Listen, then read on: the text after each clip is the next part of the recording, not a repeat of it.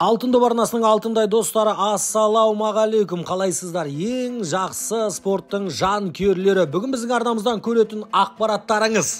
Арне Слот Ливерпульға келгелі тарихтарды жаңартып жатыр. Эрлинг Холландтың үздік голы. Барселона ақыры Бавариядан кегін алды. Осы және басқа да футбол ақпараттары бүгін сіздердің назарларыңызда. Достар, еңбегімізді бағалап, лайктарыңызды басып, арнамызға жазылып қойсаңыздар, біз өте қуанышты болар едік. Ал енді біз бастаймыз, кеттік.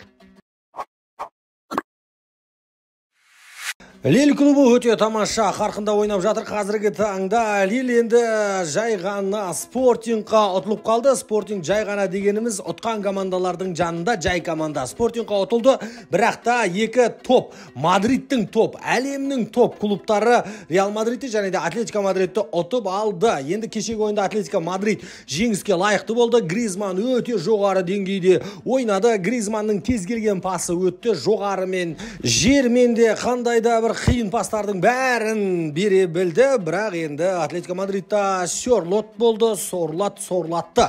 Атлетико Мадридтің тамаша голдарын, салатын мүмкіндіктерін бәрін далаға жіберді, сала алмады. Гризманның пастарын сала алмағаны тіптен ұят болды. Енді бірінші таймның соңында Атлетико Мадрид Альварестің голының арқасында бірінші таймда жеңіспен кеткен болатын, бірақ та екінші таймда Лильға ұтылып қалды. Лильдің екінші голы пенальти болды. Ол пенальти не үшін берілгенін әлі де түсінбедік. Ол пенальтиға әлі де дау көп болары анық. Жалпы екі голмен жауап берді Лил клубы, және де 2-1 есебімен Мадридтан тамаша ұпай алды. Екі мадридтік топ клубты да жеңді. Лил клубы осылай Чемпиондар лигасында өзінің жорығын керемет бастады. Ливерпуль жалпы осы маусымды өте тамаша бастаған клубтардың бірі. Арне Слотқа Ливерпульдің жанкүйерлері алғыс айтады. Клубтан кейін клубты жоғалтып алмағаны үшін. Слот келесі тарихты статистикаларды жаңартып жатқан жайы бар. Осы маусымдағы алғашқы бапкер, жалпы тарихтағы алғашқы бапкер, Ливерпульдағы 12 ойынның 11-ін жеңген, және де қонаққа барған 6 ойынның 6-ын жеңген алғашқы бапкер болып тіркеліп жатыр қазіргі таңда. Бұл жеңісті Арне Слот тоқтатпайтында шығар, жалғастыра береді. Кеше РБ Лейпцигқа қарсы тамаша ойын өткізді. Екі жақта прессингті, қысымды жақсы жасайтын командалардан болып табылады. Сондықтан да ол жерде өте көп голды жанкүйерлер де, сарапшылар да күтпеген болатын. 1-0 деген есеппен Ливерпуль клубы жеңіске жетті. Енді Ливерпульдан алдағы уақытта көбінесе осында есептерді күтеміз. 1-0, 2-0 деген оған командада үйреніп қалған сияқты.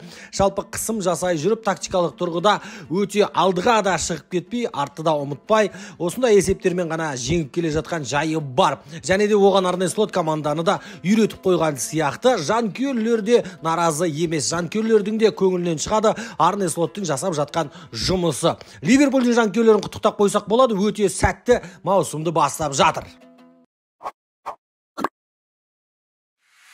Манчестер Ситидің ойыны кеше тамаша әдеттегідей болды десек те болады. Спарта Праганы жеңетініне бәріміздің де көзіміз жетті. Оңай 5-0 деген есеппен жеңіп тастады. Енді Манчестер Сити жалпы тарихтағы Чемпиондар лигасында ұзақ уақыт жеңілмеген клуб атанды. 26 ойын. Әлбетте бұны біз негізгі құрамда жеңілмегендерін айтып жатырмыз. Енді Матеус Нуниш кеше өте тамаша ойын көрсетті. 2 голдық пас берді, гол салды.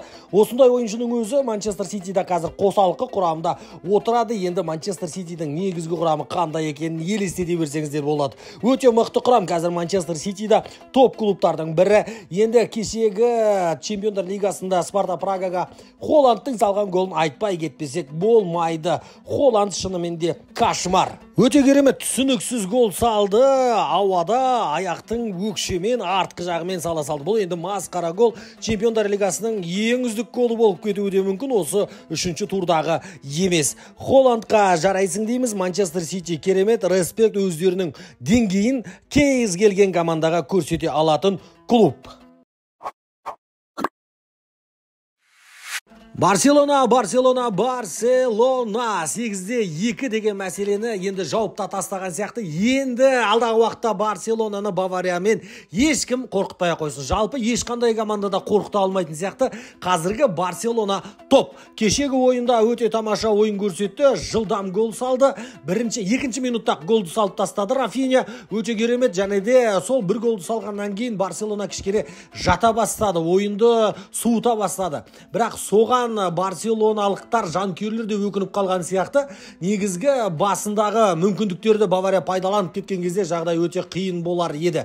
Харри Кейннің мына офсайты өте 1 сантиметр ғана қалып кетті. Өкінішті, тізесінің ұшы ғана, тіземнің басай деген шығар Харри Кейн кеше. Харри Кейннің тізесі деген Баварияның жанкүйерлері тақпақ шығарса да болады. Енді өте өкінішті, ал бірақта 1-1 қып теңестіре алған болатын. Одан кейінгі Барселона мүлдем өзгерді, ойынды өздерінің қолдарына алды. Мазақ қылды десек те болады. Баварияны кеше Педри 3-4 ойыншының арасында алдап өтіп ойқастады. Ламин Ямал Гнабридің бұтынан өткізіп жүрді. Өте керемет. Керек десеңіздер, Барсаның қорғаушылары Валдемен Мартинестің өзі барып Баварияның қорғаушыларын мазақ етіп жүрді. Кешегі ойын толықтай Барселонаныкі болды. Бұрынғы Баварияны біз ешқандай да көре алмадық. 4-1 деген есеппен жеңді. Ендігі кезекте Бавария Барсадан қорқуы мүмкін. Әлбетте қазіргі система, қазіргі жағдай бойынша Баварияның үйіне барып ойнамайтыны өкінішті. Баварияның жанкүйерлері де осыны қалаған шығар. Қарымта ойынды. Енді қазір Барселонаның жағдайы жақсы. Кешегі ойында Рафиняны атап өтпей кетсек болмайды. Рафиня қазіргі осы маусымды өте жоғары деңгейде ойнап жүр. Әр ойында нәтижелі пас, әр ойында гол. Жалпы кеше капитан болып шықты, капитандықты толықтай үмітті ақтады. Кешегі ойынның үздік ойыншысы, кеше енді барлық Барсаның ойыншысы үздік ойыншы деп айтуға болады. Барселонаның жанкүйерлерін шын жүректен құттықтаймыз. Ірі есеппен Баварияны жеңе алды қанша уақыттан кейін. Бүгінге осы достар, назарларыңызға рахмет. Бізбен бірге болыңыздар. Арнамызға жазылып қоңыраушаны басып қоюды да ұмытпаңыздар. Біз сіздер үшін күнделікті футбол ақпараттарын шығаратын арнамыз достар.